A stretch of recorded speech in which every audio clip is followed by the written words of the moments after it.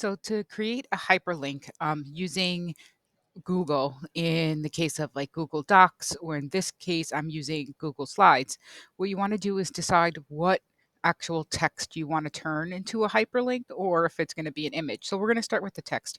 So if you, let's say I want to make this text a hyperlink, I will highlight that text and then I'm going to click insert link and then I would paste the link that I want. So depending on what your link is, you have to create that link. So in this case, I wanted to link this to power standards. So I'm going to show you this from the whole beginning backwards here.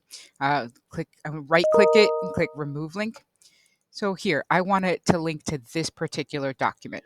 So what I'm gonna do is click share, and I want to be able to have this public on the web. So below here is where you would be able to change the permissions. I want this public on the web. So right now I have anyone with the link will be able to see it. So I click copy link.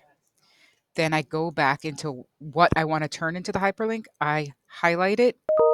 I click insert link, or you could do Control K on a Windows computer. Then I right click again, click paste, apply, and now that is a hyperlink. It's a live link.